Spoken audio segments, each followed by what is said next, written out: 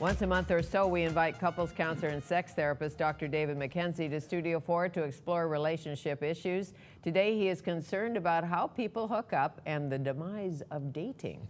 It is my pleasure to welcome Dr. David McKenzie back to Studio 4 to tell us more. Good morning. Good morning. Sorry to hear that. The demise of dating? Well, I didn't come up with that. That was that was the latest study or the article that I read. That was the New York Times. Yeah, that's right. That's right. Yes. Yeah. So blame them. Don't blame me. Okay. Yeah. It's an interesting article because it talks about this new phase of hooking up. Young people call it hooking up. And it's more of a broad social network in which it's not forced to have one-on-one dating. If you don't have a date, you're a loser. It's kind of a social network. And then from that, people will couple off and get together with each other. It serves men better than it serves girls because it ends up meeting more male needs, sexual needs, whereas women, girls want to more tend to a relationship. Okay, so what you're saying is boy meets girl. Yeah. They have sex? No, they don't have sex right away. Or no, not? They don't. No, they. Okay. Hey, come on, hang out with my group, and so let's hook up and let's meet. And then out of that, they'll determine in that social group, is this a guy I can relate to? In some ways, it's very good. It's very safe for girls. Because you've got all that protection, and nobody's under pressure to perform, you know. But so the gang hangs out. The gang hangs out. Yeah. So you always have a date, even though it's not your boyfriend. Exactly. I mean, when you and I were going to school, the pressure was on. You had to have a date, and one-on-one. But now it's different. Right. If you didn't get a date to the prom, alas, alack. Exactly. Yes. But you were such a loser. Right. But in the hooking up, if someone doesn't have a date to the prom, they'll pair off and say, "Oh, I'll go with you to the prom." There's not this heavy pressure to boyfriend, girlfriend. You know? Okay. So what does that mean about sex and commitment? Like, are these hooker-uppers committed or not? Yeah. No, they're not really committed at first. It's much more casual. And that's why I say it tends to serve male needs more than female needs. The male needs are much more casual usually in the early stages, whereas female needs tend to want to Well, and many females, I don't know about young females, but older females think, if you sleep with me, you like me. Yeah, or they'll, yeah, right. I mean, or maybe you're interested in me. I'll sleep with you to make you like me. Perhaps, but once we've done that. Yeah. You're obviously interested in me. Maybe you even love me. Yeah. I don't think that having sex means the same thing as it did when you and I were younger. Well, we weren't supposed to have sex. Don't you remember till we got married? We were all virgins. That's right. We were.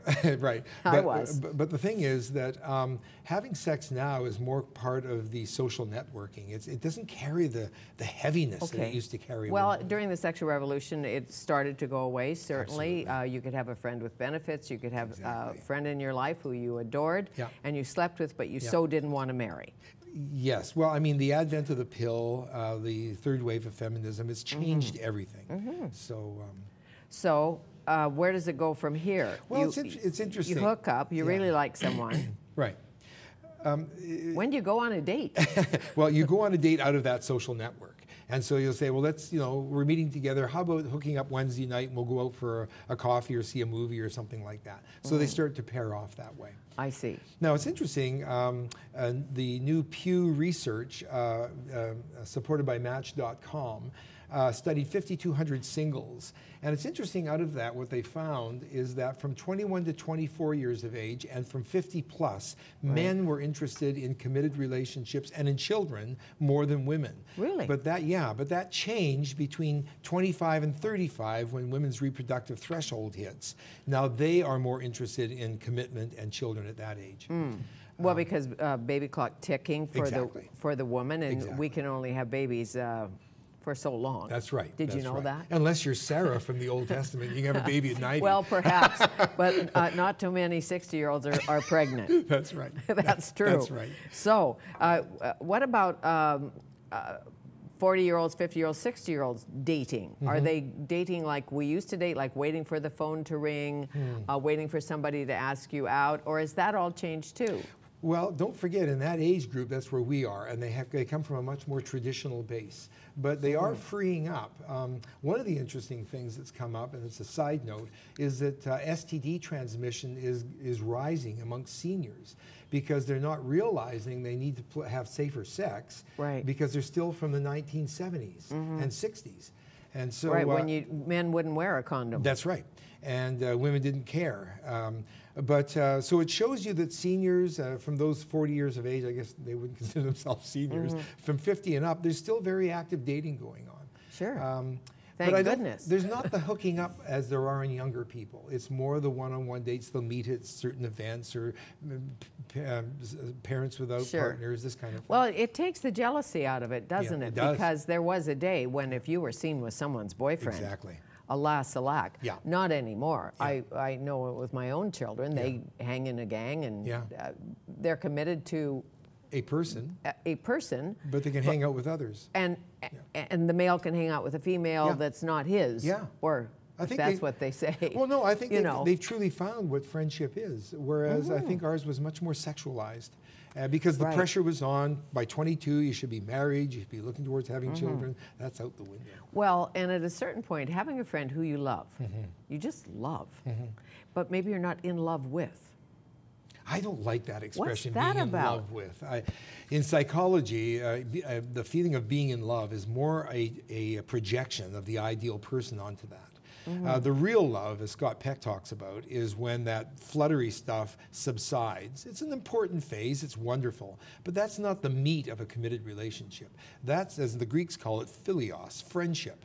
And that's when you get to know each other, you sink your roots into a deep common history, you conflict. That's where the real love is. When you have an intense connection. Yes. And often you don't know why, but that can be immediate. Oh, absolutely. In fact, I think I was on a show where a study was done out of Syracuse, and you can fall in love within 1/5 of a second. Oh, really? So, yeah, I think I fell in love with my wife in 1/5 of a second. But it felt like it. She didn't fall in love with me in 1/5 of a second. Really? But, yeah, but that doesn't matter. We love each other. You worked at it, did you? Exactly. But the whole sense of being in love, I mean, the Greeks call it eros. That's not just sexual passion. That's that deep sense of connection. And yeah, not everybody experiences that, and yet they have good marriages. So they're not, are you saying they're not having sex, they're just deeply connected? No, they are having sex, sure, yeah. Okay, what about sex before marriage? Yeah, okay, I got to talk about this. Sex before commitment. Do you think it makes a relationship better, worse? No. Doesn't matter. A study came out, and it said that couples who avoid sex before marriage will have a better relationship and longer relationship. They won't divorce as much. Well, that got onto the air. Where they have no sex, abstain before marriage. Do they kiss? Yeah, they just don't do it. Well, let me finish this. Okay.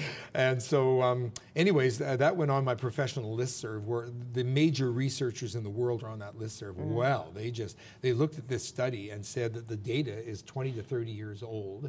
I mean, people's view of marriage and so forth 20 years ago is radically different than today. And so a new study actually was put on my listserv that showed that actually premarital, whatever premarital sex means, is it premarital or pre-ceremonial? Or pre-living together, or pre-what? I mean, marriage has different definitions according to time, but they found that sex before commitment that has the same longevity after the commitment as it does if you don't have sex before. So sex the study before commitment has the same longevity. Yeah, the after commitment. I now go by commitment because people who live together, that is a functional marriage. You can't say to somebody who lives with somebody for 5 years and madly in love and even has children that, oh no, that's just common law. And no, that is a functional marriage. Sure. So I always ask a couple, when did you cohabit? Because in the early church, actually, there was no such thing as a marriage ceremony. A couple would live together and the priest would bless it. Right. Whereas all the canon law and marriage of the church came in the Middle Ages, when the average age was 35. If you had a crappy marriage, just say, hang on, brother, heaven's right around the corner. Okay, and if you let the state marry you, then you have to get unmarried if you don't like each other. That's right. So you avoid that. That's right. But there's common law, you know, of course, and that's common marriage. law and family law and That's all right. of that, so you still get half the house. If you're lucky. Yes, you do. Of course, that all works, but it's just interesting how things change and shifted dramatically. Yeah, and the male-female shift. Yeah. I know most of my friends would certainly not marry. I shouldn't say this, I'm confessing. Not marry anybody they hadn't slept with. Yes. Just wouldn't consider it. Of course. Yeah. You know? Yeah. Yeah. And of all the couples I see, wow, even when I was a priest and giving pre-marriage counseling, I think I can count on less than one hand the hundreds of couples I've seen who haven't had sex. Really? Yeah. Hundreds, yeah. Yeah. Probably. Yeah, probably thousands. Yes, thousands. Yeah.